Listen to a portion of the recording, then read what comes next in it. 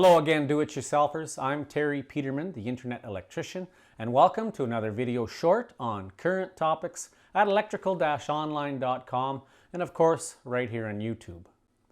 So in this video we're going to take a deep look into extension cords, something that we use probably more in the summer but in the winter as well. Use them indoors and out, so we're going to get into extension cords and everything about them, including their proper uses, length, and the general condition of the cord and what to do if it does become damaged.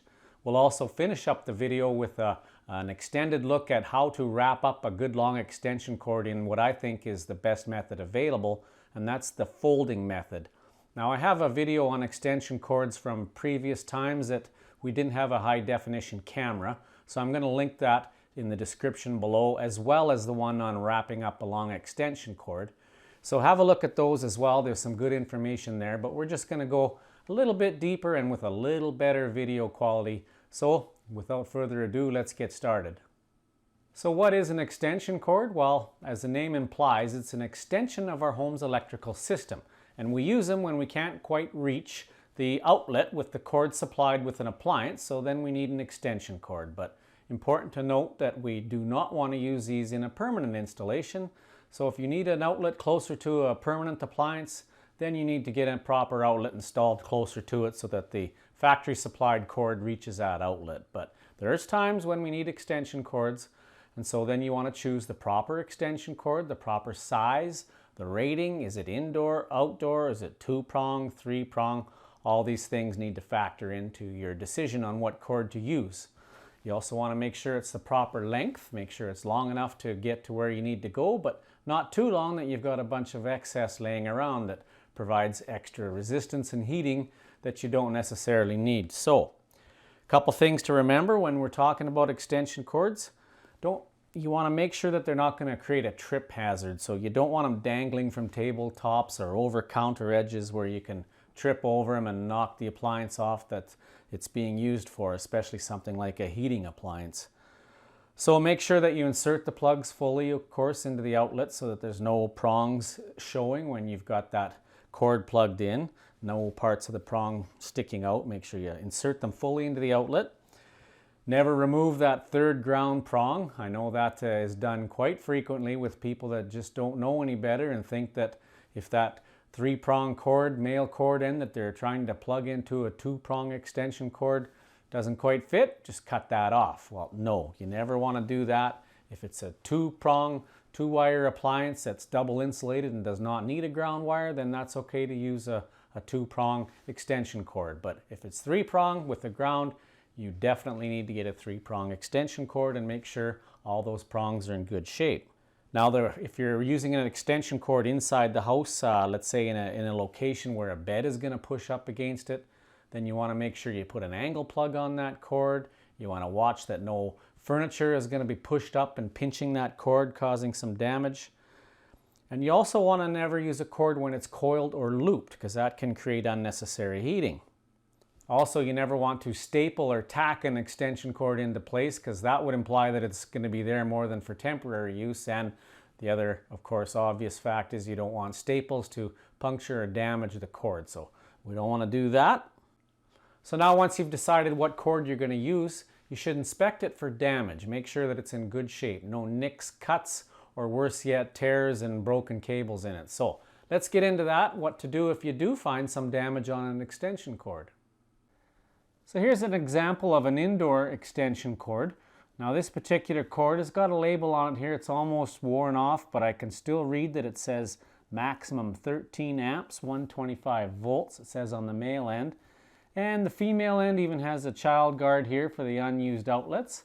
And it's got all kinds of safety warnings written on here that will be really difficult to read even after I cleaned it up. But read on the camera, I should say. I was able to read that it says use this cord no more than a total of 1625 watts.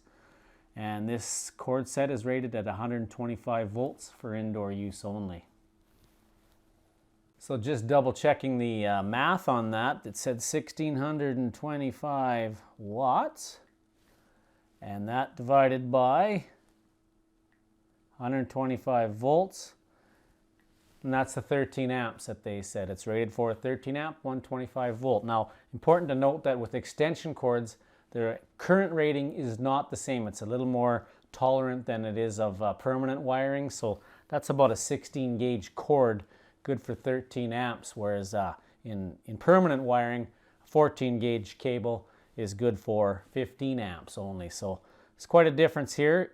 You don't use 16 gauge in home wiring. However, 16 gauge is allowed to carry a lot more amps than it would be if there was 16 gauge wire for permanent wiring inside the home. So here's an outdoor rated extension cord. This one would be rated at 15 amps and 125 volts. And as you see, it's got good heavy rubber connectors. It's a little dirty, but it's a good outdoor extension cord. It's got little grippers here to help you pull it apart. That's another thing to never do with an extension cord. Never unplug it by grabbing onto the cord and pulling it away from the outlet. Always grab it by the body of the connector itself and pull it out that way. So now that you've picked the right cord you're going to use, the right rating, the right indoor or outdoor rating for it, the right length, etc., then you want to go from end to end and examine it for damage. So I've checked this cord from end to end and there is no nicks, no damage whatsoever to it, although it's a little bit dirty and there's some paint on it. It's in pretty good shape. So this cord is a safe one to use. So what do you do if you find a spot that needs some attention?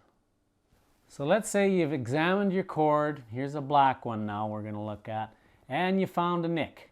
So here I have a nick in the insulation, and however, this one is not enough that it's gone into the wires. Now I've dug in there. I'll try to give you a real close-up of it. You can see the black conductor inside there, and there is no damage at all to the insulation on the black conductor in there, but what we do have is a nick on the cord itself. So I'm going to show you the proper way to tape that up.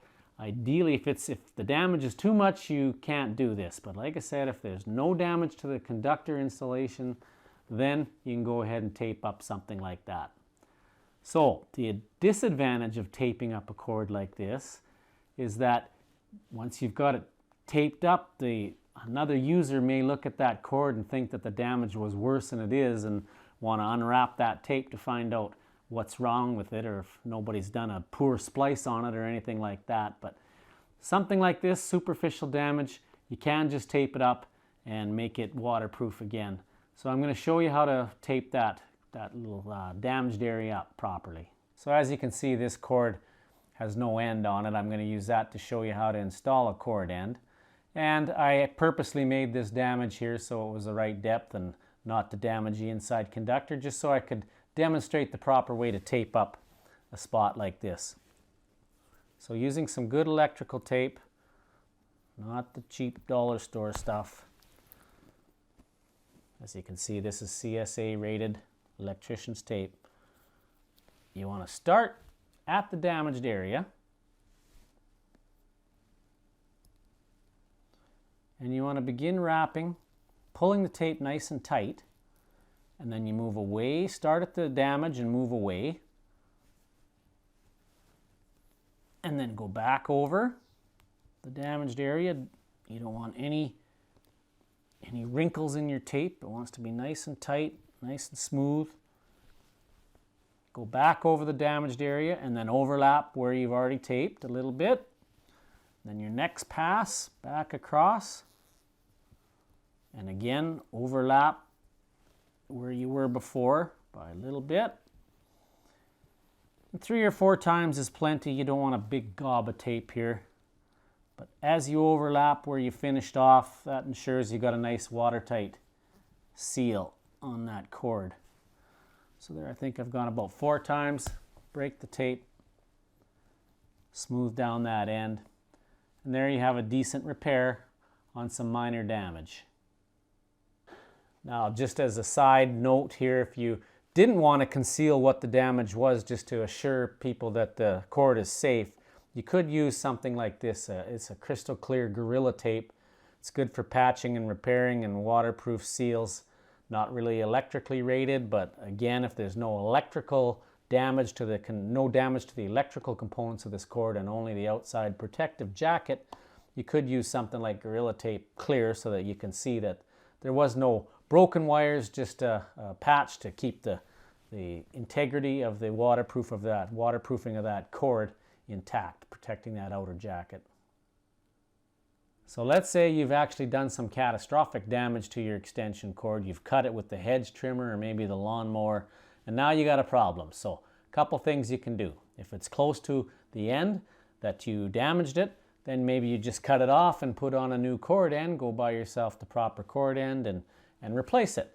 But if it's in the middle of the cord, here's an option, is you can cut it there and put an end on each one, a female on one and a male on the other, and now you have two cords and you didn't lose a whole lot of length. So let's go over how to properly install a cord end on a piece of extension cord. So you've damaged your cord, you've shut off the breaker, make sure if it hadn't tripped that you shut it off, you've unplugged it. Now you're going to go put your extension cord back together using some cord ends. So let's say this was in the middle of the cord and we're going to make now two out of it. So we'll put a male on the appropriate end and a female on the other. So I've went and got myself a couple cord ends. This is a male cord cap, is how it's referred to in the trade.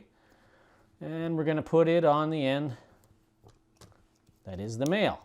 Now let's say your cord, you're just making an extension cord out of a piece of SJTW or outdoor extension cord that you don't have any ends on it and you're not sure which end is which.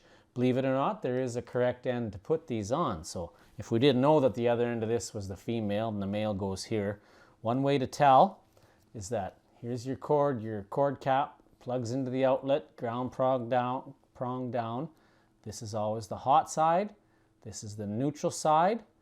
And so when you line up your cord with this, the hot should be properly on the hot side, the neutral on the neutral side, and the ground down below. But if you were trying to put this female end on this end, as you can see now, again, you line it up so that the ground prong is down. So we'll turn it around, ground prong down.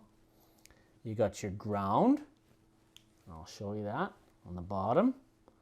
But now your neutral is on the brass side, which is the hot side, and your white is going to be on the neutral side of the silver screw. So you would have to flip these wires around, and if you have to do that, you know you've got the wrong end of the cord. So there is a right and a wrong end to put the cord cap on. So let's get at it. This is the male. We're going to lay this out for us. And what we want to do here is these pieces here are what grip the outside jacket of the cable. So you want to make sure that your jacket extends inside that part that grips onto the external jacket. So you don't want to have the cord sticking out like this. You'll see that in a lot of cases, and you do not want that. Make sure that you cut your wires to the right length so that your outside jacket goes inside the clamp. And then you want to get the right length of wire to comfortably strip it, go around the screw in a clockwise direction, and tighten down these screws. So you want to trim them the right length, strip off the right amount of conductor, twist these stranded conductors together nice and tight, and then do a 90 or a 180 degree turn clockwise around the screw terminals. And I've always had some frustration with stranded wires trying to go around a screw terminal like this. You always get strands poking out. There's different ways I've tried to get around this. I've put stake-ons on them, which are like spade wire connectors, so that the strands are all concealed inside the crimp, and then your spade goes on the terminal. But you can do it. You just have to be very careful that you don't have any strands sticking out. Another thing you can do is strip these, twist them together, curl them 180 degrees. That'll be the right circumference to go around, or the radius to go around that screw terminal. And then you could tin them with a soldering iron, but we'll save soldering for another day. We'll just do the best we can here and not have any strands sticking out. So I'm going to strip these to the right length. Now it's going to be inside that cord connector. I'm going to just gauge it here to make sure my jacket's inside the clamp. So that's about the right distance. And around that screw, I think if I cut off about this much,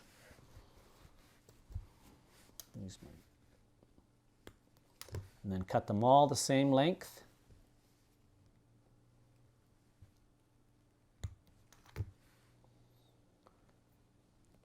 And I'm going to just trim up this outside jacket as well.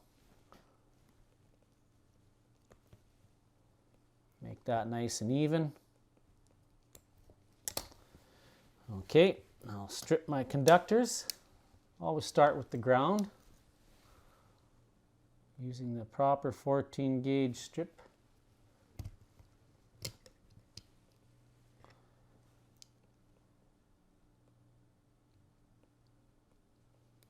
This is actually probably 16 gauge wire, which it is, I believe, but there is no 16 gauge on my stripper, so we'll make do with the 14. You never want to use the strip gauge on your stripper that's too small for the wires you're stripping, or you're going to damage the conductors. But you can usually get away with one size bigger on a 16 gauge and get the insulation off without damaging the wires.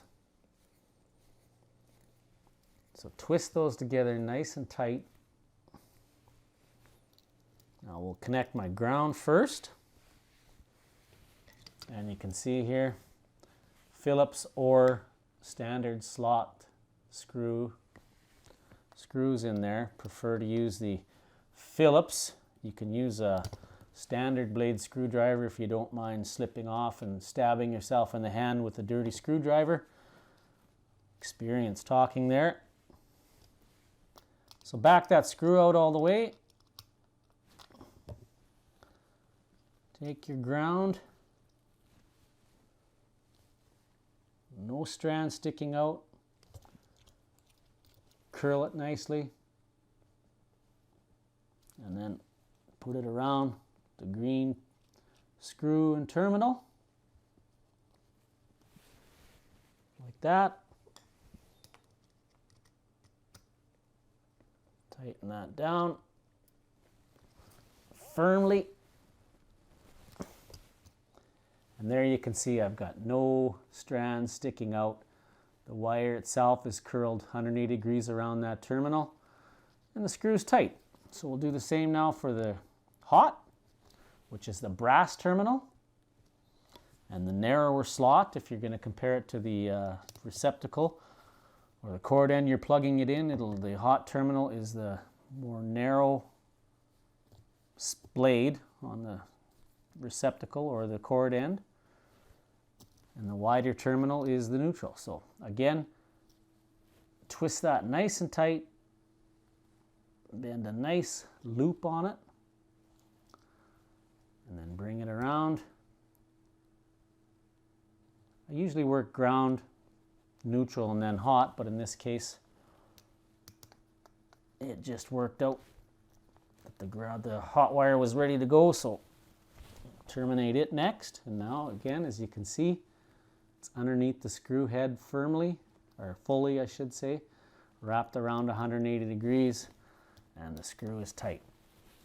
Flip it over now, we'll do the neutral. Again, back out that screw.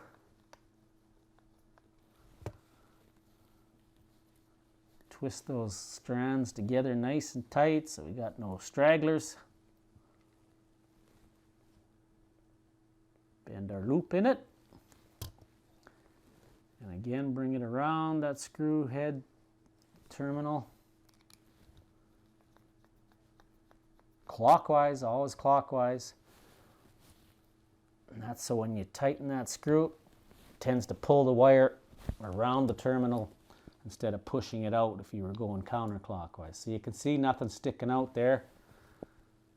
And again, check our ground. No stray strands. And the hot black. So you want to go around again, just make sure they're all tight. Okay, now we're going to lay it into the body of the cord end here. And as you can see, there's a post here where the screw that fastens the connector together, it meets here. So just get your wires all pushed into place around that post. And again, making sure your outside jacket is inside the clamp. So see there, it's inside the clamp. I will close down the connector, the cord end, and tighten down the screw that holds everything together.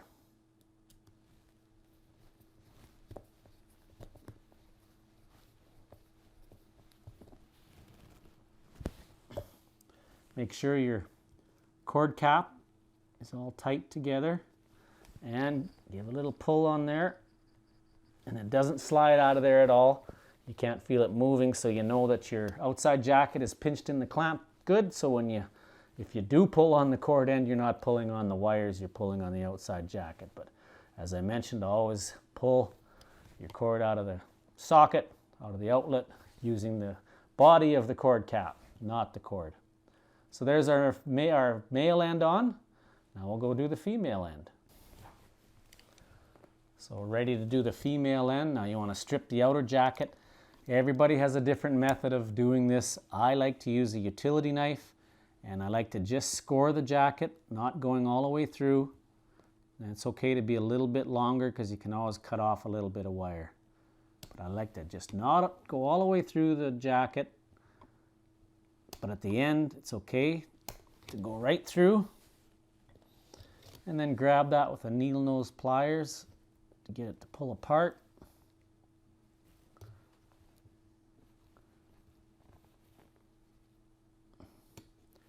Now I strip back that outside jacket, and you can tell I didn't go all the way through the jacket because I'm just actually ripping it open now on that score line. Okay, I've got enough of that jacket peeled back. Now I just trim that with a side cutter to nice and even all the way around. You could use a knife too, but you'll have more chance of nicking your wires. Trim that nice and even.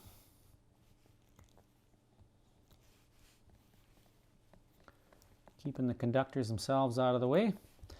Okay, now the female end is called a connector body. Male end is called a cord cap. This is called a connector body. So I've opened that up. Back out your terminals again.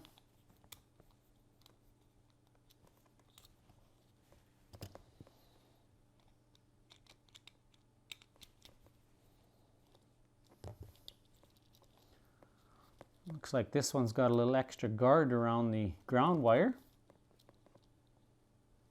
Never seen that before, to be quite honest. A little extra insulation around the ground wire. Ground termination, I should say. And like I said, I do have a video on this from a former time when we just had a standard definition camera, so we were reviewing it and noticed that the video quality was not very good, so this will hopefully give you a better idea of how things go together with high definition video. And again, strip them, twist those strands together nice and tight.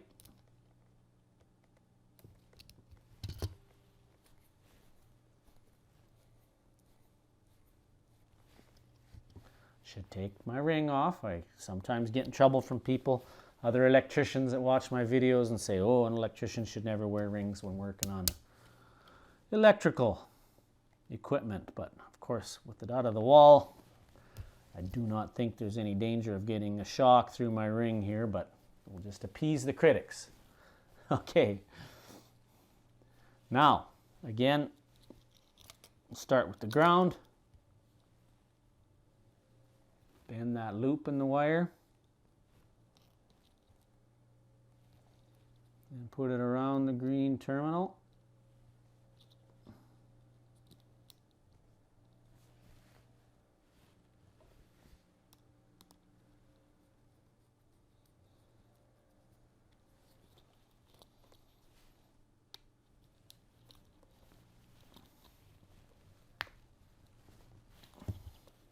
Okay, there's my ground on.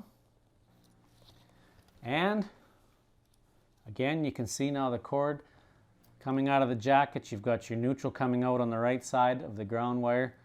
So you got your neutral going to the silver terminal, and your black is lined up with the brass. And you don't have to crisscross them if you happen to put these cord ends on the wrong ends.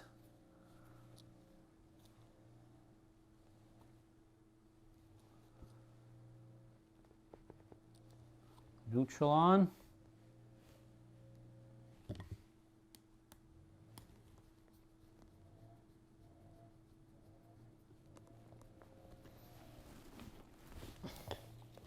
That pulled around the screw head nicely. Nice and tight, no strands sticking out. And over to the hot side. Just using my thumbnail to hold the wire tight against the terminal, and there you go. The hot done, the ground, and the neutral. Doesn't hurt to, again, just check to make sure they're all tight.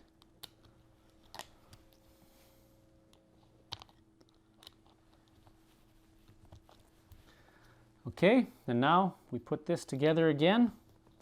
Make sure that your jacket, again, outside jacket is inside the clamps and away from that post.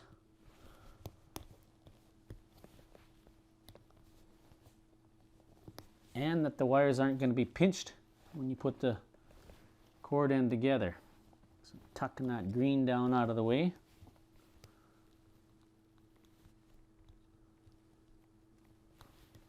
Neutral and ground are around the post. Jacket's inside the clamp.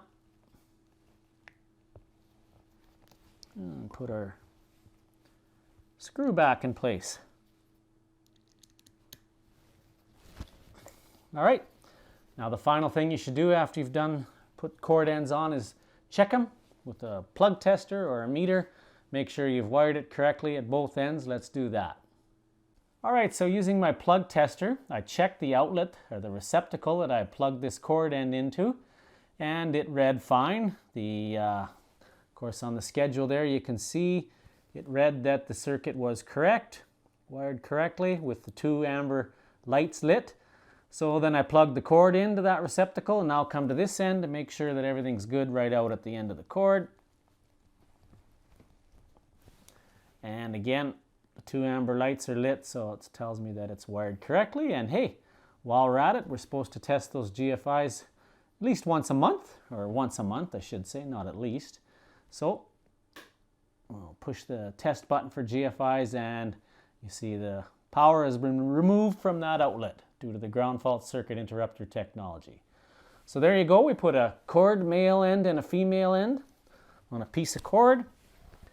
Now I'm going to show you just again how we wrap up a long extension cord and how we do the proper fold, or not the proper way, but the way I like to do the folding method. Keeps your cord from tangling up so much. As I mentioned in our previous video on that, had some criticism that they couldn't actually see the whole loop as I was folding it back and forth across my hand. So I'm going to try and give you a better look at that. So as I said, you should go back and look at my wrapping an extension cord video, the folding method. I've got that link down below, as I said, but just a quick refresher as to why I like to do the cord that way. It comes from using dock lines and boats. When you got a dock line that you don't want to get tangled up at all, and you want to be able to throw that out without any tangles or twists in a hurry, they fold the rope. Now, I'm going to describe how you do that in detail and show you that, but just to explain that when you coil a rope, every time you loop it like this, you got to give it a little twist to make sure it loops nice. Well, by the time you're done, you've twisted that cord together.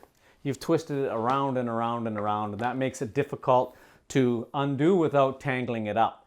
So this method, not like that at all, and it doesn't give you any of the twisting that happens when you wrap a cord this way. So let me show you how that's done.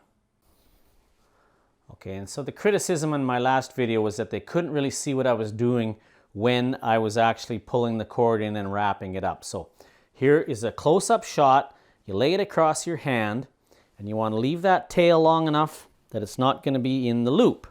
So now I'll back out a little bit here. And you don't need me in here, you just need to see the cord. So here's the cord with my male end is hanging. It doesn't matter you start at the male or female end, it's preference. Okay, now there's my hand, there's the cord. You want to pull the cable in, lay it over one side of your hand, lay it over the other side. So we're going back and forth, as you can see here. One side to the other. So back across your hand, back across your hand from the other direction. Back across your hand. See again, you've got 2 loops, one on either side of your hand. Back across. Across. You don't have to worry about these being twisted, you just want to let them fall as they will.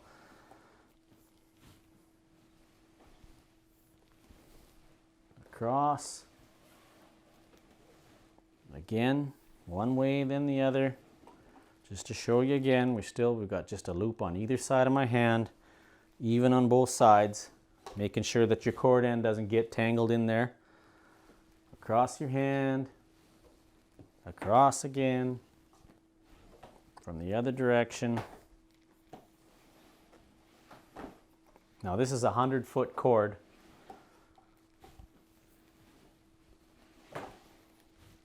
See, still not getting anything twisted up.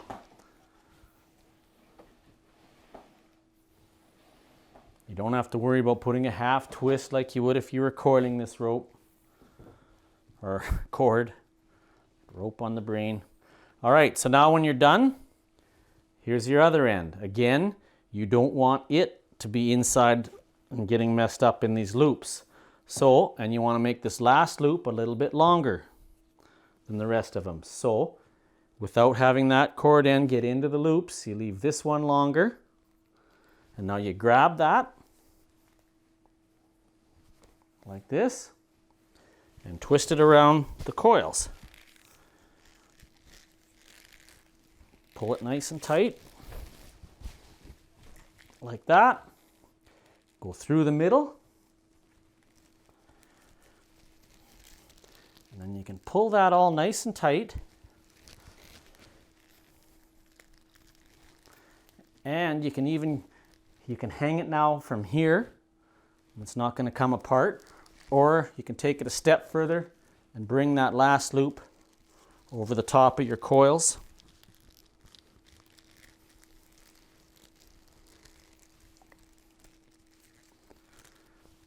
Like that. Then you can hang it from a hook. I'll use a screwdriver to show. Hang it from a hook like that. There's a better angle. And your cord is nice, not tangled. And I'm going to show you how you can take this apart now and you'll be tangle free. So what you want to do, reverse the process. Peel that loop out over the top. Back through the middle. Get that to the proper side. So again, you see, you've got cord on either side. Now because I started with the male end, I could go into the center here, plug this in or get it close to where I want to plug it in. And then I can just take this loop, all these loops, and just throw it and it'll come all untangled without getting twisted or tangled up. I'll show you that outside. All right, so now we're ready to use the cord. Pull that last loop out. Again, make sure you got 2 loops here. Take your male end, get it close to the receptacle you're going to use. And with the rest of the cord, throw it out. It all comes untangled. Just as easy as that. Ready to use. As you can see, it's all coiling up, or uncoiling I should say, without any knots. So there you go. So I hope you found this video useful, a little bit more on extension cords, how to inspect them, use the proper cord with the proper rating, how to repair some damage, put on some new cord ends, and of course we did some wrapping up of an extension cord without any twists or tangles. Another thing to remember too when you're selecting a proper cord for your outdoor power tools, Some of the tools, I should say, they have like a receptacle here where you plug in your female end, and this one seems fairly accepting and forgiving. However, there's my electric chainsaw has a round flanged inlet on it that you can only use a small round cord end to plug into that. So if you had a square female cord connector, it wouldn't fit into it. So make sure you look at what you got to plug into, that it's going to fit as well. So I hope you enjoyed this. Thanks for watching. I hope you like and subscribe to my channel, and don't forget to click the notification bell so that you'll be informed when I release new videos. Thanks again for watching. I'm Terry Peterman, the Internet Electrician.